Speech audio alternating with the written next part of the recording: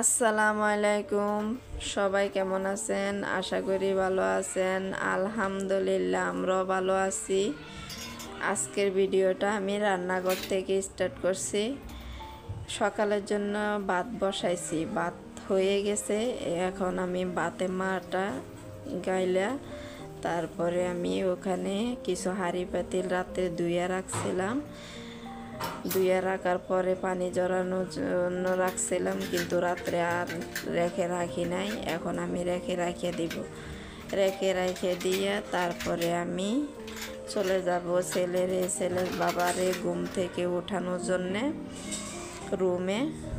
তারপর আমি কিছু কাপড় আছে, কাপড়গুলা বাস করে নেব। এই যে আমি এখন চলে আসলাম কাপড়গুলা বাস করতে। বা কাপড় প্রতিদিন কিছু কিছু কাপড় না রাত্রে শুকায় না, এই জন্যে রেখে দিতে হয় সকালের জন্য, সকালে বাস করে রাখতে হয়। যাই হোক, আমি কাপড়গুলা বাস করে নিচ্ছি। আপনারা আমার ভিডিওটা শুরু থেকে শেষ পর্যন্ত দেখবেন প্লিজ। আর ভিডিওটা ভালো হয়েছে না খারাপ হয়েছে জানাবেন কমেন্টের মাধ্যমে।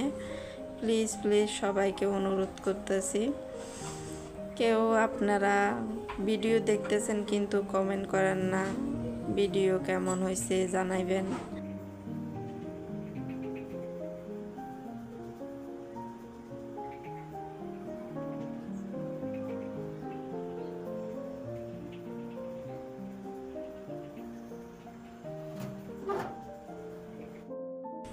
আজকে আমি দুপুরে রান্না করছি পাট শাক দিয়া, ডাল দিয়া ঘন ঘন করে, আর এখানে ডিমের তরকারি।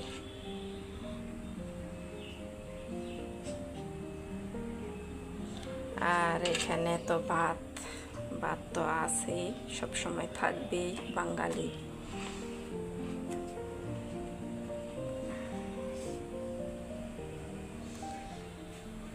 এই পাশের চুলায় আমি পানি ফুটাতে দিয়ে দিছি। এই হলো আমার আজকে দুপুরে রান্না বান্না।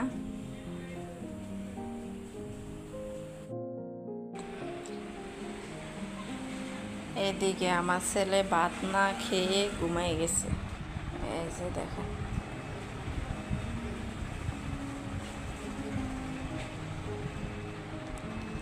আজকে সারাদিনে মিনু আসে নাই।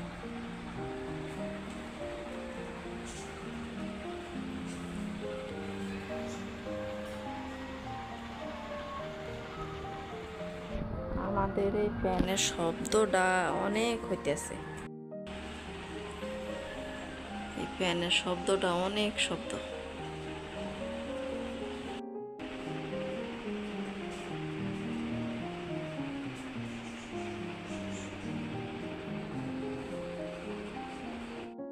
আমার ছেলে নামাজে গেছে, নামাজ পড়ে আসলো। এই যে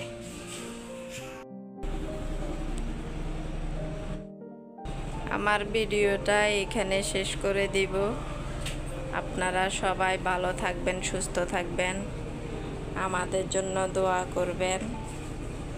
আর আমার ভিডিওটা শুরু থেকে শেষ পর্যন্ত দেখবেন। আশা করি আমার আজকের ভিডিওটা ভালো লাগবে। আসসালামু আলাইকুম, আল্লাহ হাফেজ।